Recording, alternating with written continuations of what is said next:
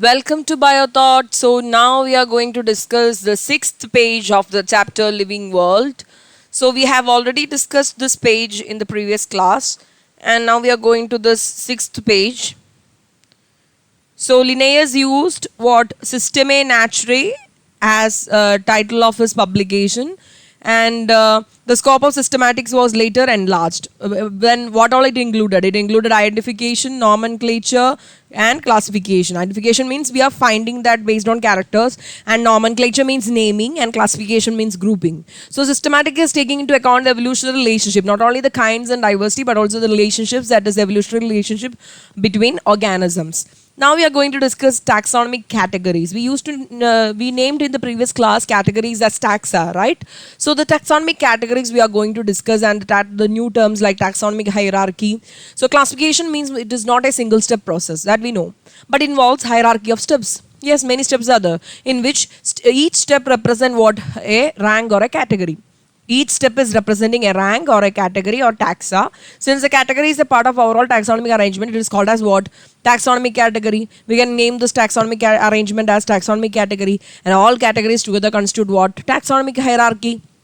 And each category referred to as unit of classification, and each is like, you just imagine like a bricks making a building. So each brick is known as a basic unit for building that home, right? Likewise, each category is known as basic unit of classification. In fact, represent a rank and is commonly named as what? Taxon, and the plural is taxa.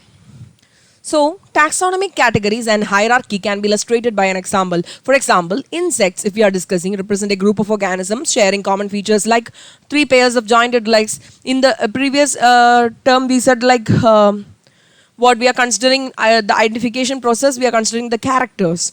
So, it means recognizable, insects are recognizable concrete objects which can be classified and thus can be given a rank or category. We can name them, okay? So, it can be classified. So can you name other such groups of organisms? Yes, we can name likewise the frog or human being. Okay, so remember, group represent category, and category further denotes the rank, and each rank or taxon is in fact representing a unit of classification.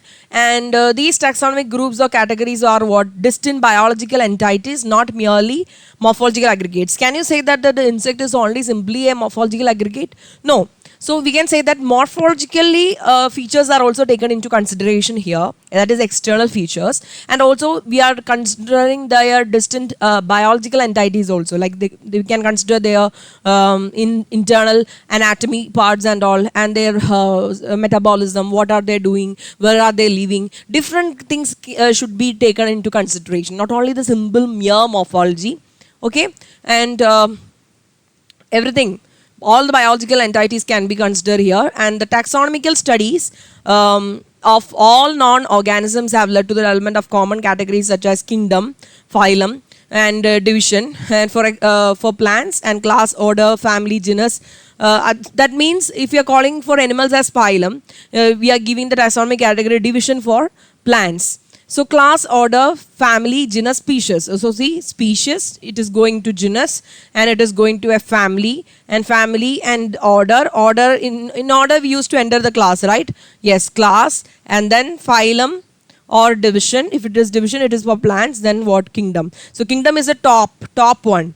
And the species is a lower category, and all the organisms, those in plants and animal kingdoms, have species as the lowest category. And now the question you may ask is how to place an organisms in various categories. The basic requirement is the knowledge of the characters of an individual or group of organisms. We should know about these individual organisms or group of organisms, and this helps in identifying their similarities and dissimilarities among the individuals and of same kind of organisms as well as the other kind of organisms, and we will be able to give this categories like species, or whether we should put in the another category likewise. So now we are going to learn each that is each category, starting from the species to this kingdom, and the lowest category we know that it is the species, and the highest category is the kingdom. And we learned here that the phylum is for the animals, and what the division is for the plants. So in this we said that not only the morphological characters are taken out consideration, distinct biological entities are taken like evolutionary history, genetics, common ancestry. Likewise, many things are being taken, and then what? Not just similar physical look and all. Okay, so we are looking to the species, the first lowest category. The taxonomic studies consider a group of individual organisms with fundamental features. That is, a group of individual organisms, like we consider the human beings. Here is a population of human beings. A group of individual organisms with fundamental similarities are known as species. That is Homo sapiens. So one should be able to distinguish one species from the other closely related species. We have close relations to, we used to say that what we will be having chimpanzees, that some features and all, right? So chimpanzees are another species. So based on distant morphological differences, let us consider the Mangifera indica, Solanum tuberosum, Panthera leo. So Mangifera indica, we know it is for what? It is naming given to the mango plant. Solanum tuberosum for potato, and Panthera leo is for the lion. And all three names, indica, tuberosum, leo, all represent what? The second word of this represent the species and what? Specific epithets. So while the first words Mangifera, Solanum, Panthera are genera and representing another higher level. Like yes, right. After species, it is coming. The higher level is what? Genus. Yes. So level or taxon or category, each genus may have one or more than one specific epithets. See, when we consider Panthera, we know that, see, the P should be in capital. Panthera, we know that Panthera leo is the for lion, Panthera pardus is the, Panthera tigris is there for tiger, right? So each genus may have one or more than what? More than one I mean species. So each genus may have one or more than one specific epithet representing different organism but having morphological similarities are there, right? Yes, there are morphological similarities. So for example, Panthera have another specific epithets called tigris, and Solanum includes nigrum. We used to say that it's a kind like tiny tomatoes like plant, and Melangena is another one species of Solanum. Potato we know that is Solanum tuberosum. Melangena is brinjal. Likewise, so human beings belong to species sapiens that we know, which is grouped in the genus Homo, and the scientific name for human beings is written as Homo sapiens that we know. So that's all regarding the 6th page of this